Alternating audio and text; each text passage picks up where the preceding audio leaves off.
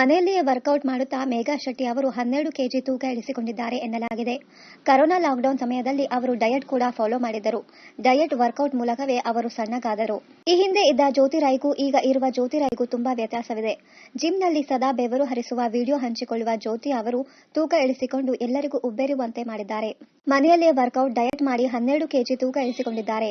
ಜೊತೆಯಲ್ಲಿ ಧಾರಾವಾಹಿ ನಟಿ ಮಾನಸ ಅವರು ಕರೋನಾ ಲಾಕ್ಡೌನ್ ಆದಾಗಲೇ ಸಣ್ಣಗಾದರು.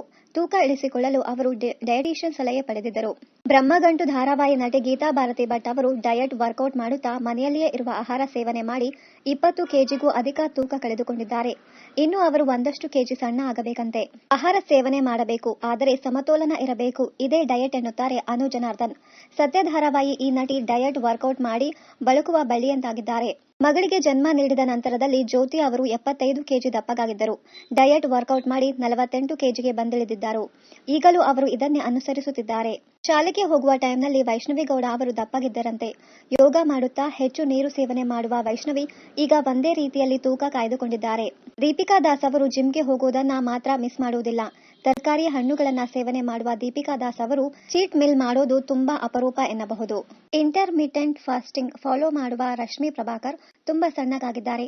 ದಿನದಲ್ಲಿ 16 ಗಂಟೆಗಳ ಉಪವಾಸ ಮಾಡುವ ರಶ್ಮಿ ಉಳಿದ 8 ಗಂಟೆಗಳ ಕಾಲ ಆಹಾರ ಸೇವನೆ ಮಾಡುತ್ತಾರೆ. ಇದರ ಜೊತೆಗೆ ವಾಕಿಂಗ್, ವ್ಯಾಯಾಮ ಕೂಡ ಮಾಡುತ್ತಾರೆ. ಹೆಣ್ಣು ಮಗುವಿಗೆ ಜನ್ಮ ನೀಡಿರುವ ಆಶಿತಾ ಚಂದ್ರಪ್ಪ ಅವರು ಮನೆಯಲ್ಲಿ ಮಾಡುವ ಅಡುಗೆಯನ್ನ ಸ್ವೀಕಾರ ಮಾಡಿ ಸಣ್ಣ ಆಗುತ್ತಿದ್ದಾರೆ. ಇನ್ನು ಮಗಳನ್ನ ನೋಡಿಕೊಳ್ಳುವುದು ಒಂದು ವ್ಯಾಯಾಮದ ರೀತಿ ಆಗುವುದು. ಇನ್ನಷ್ಟು ಕನ್ನಡ ಧಾರಾವಾಹಿ, ಸಿನಿಮಾ ಹಾಗೂ ಬಿಗ್ ಬಾಸ್ ಕನ್ನಡ ಸೀಸನ್ 10ರ ಡೈಲಿ ಅಪ್ಡೇಟ್ಸ್ಗಾಗಿ ಚಾನೆಲ್ ಅನ್ನ ಸಬ್ಸ್ಕ್ರೈಬ್ ಮಾಡಿ. Thank you.